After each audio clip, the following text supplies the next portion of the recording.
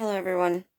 This is Danielle, Baker Private Consulting, and I have got to say something. I kind of eavesdropped through the hallway and in the other room to my roommate listening to the debate against Joe Biden and Donald Trump. My eyes twitching, holy sheep dip.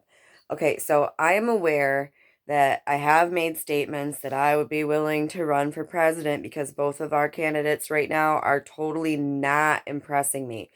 I just would like to say that as far as the comments that I needed to throw in there but wasn't given the opportunity as an independent candidate who is interested in the position, it's a job, okay? So I'm being interested in the job position here. I'm going to have to say that when you say Iran is our number one issue here, dude, this is America. I'm going to have to say that I'm calling bullshit on you both. You both threw like some seriously foreign issues when our real local issues would have to be social media and media in general. Um I'm not going to lie. People have to subscribe to Logo TV, okay? Because of the amount of gay people that will use the word anus still, okay, to get out the message of the please respect me no matter who I love. No matter who I choose to do what I do with, um, just love, just be a good human being. Love thy neighbor as you love yourself, and show some respect for people that you know. It's okay to say, hey, you're kind of touching on a subject or topic that is kind of something that I don't care to hear about. Can you please refrain from mentioning the fact that you and your partner do things, because some of the things that you say are explicit and content that we don't really care to hear. And I'm not trying to be unfriendly or be rude, but if this comes across that way, I'm so sorry. But I need you to save that. It's not my cup of tea, and I don't want anybody else to be any more heinous than how I feel inside for even having to mention it. But I think you can kind of understand that we can respect you as a person, as a peer or colleague and coworker, but having your sexuality kind of pressed on other people, anus, um,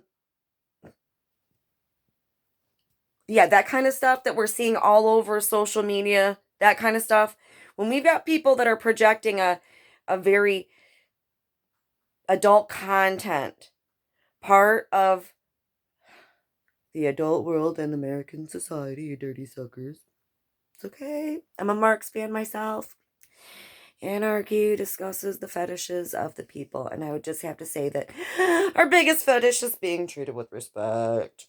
So if you were a gay person, no offense to you guys, but your excessive amount of anus use, I'm gonna have to say that still looking at social media and the media. We love you for getting your messages out there to have acceptance and love. I don't know about this gender fluid thing.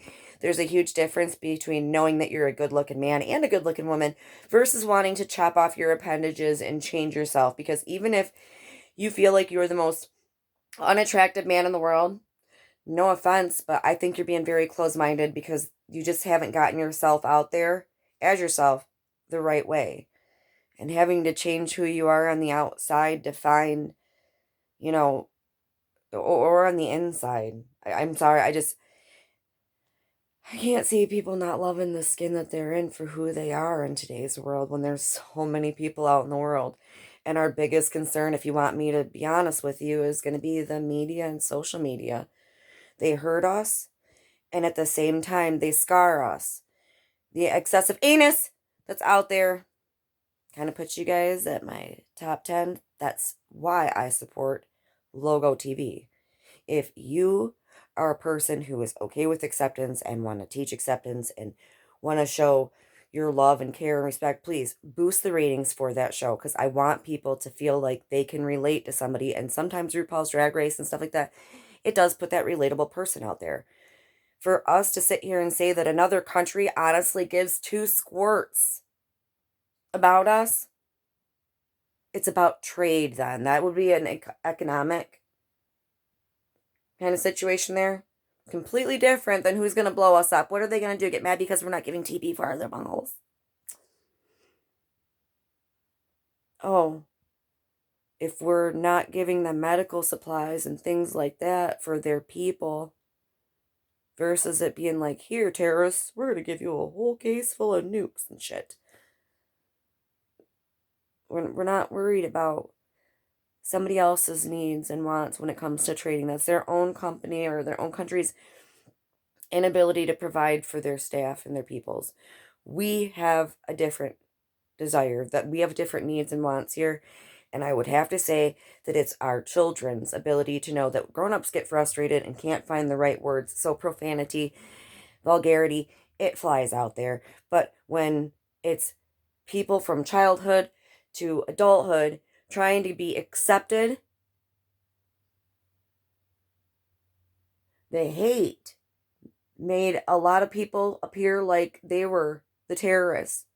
So now we've got these people, hey, I just want, and they've kind of put themselves in a terrorist anus spectrum. And then we've got people that are like, we just want to be around good human beings and love our families and take care of our needs and wants and do the best we can. We try not to get excessive in our luxuries, right? Americans are not excessive in their luxuries.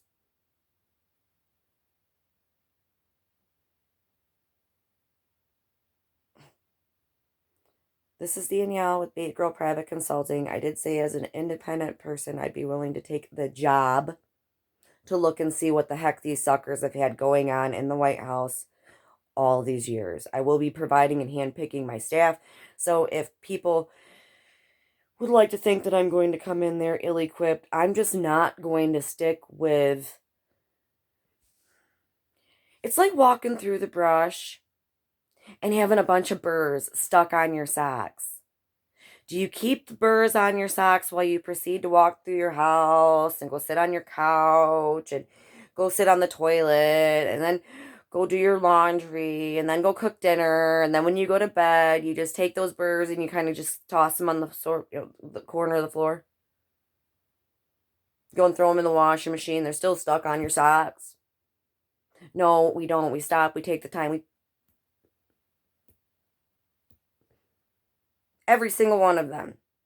And I would look at it the exact same way. So when I handpick my staff, I am going to have somebody that has probably been perceived as a snob.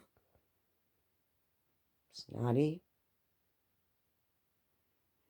Can be not likable.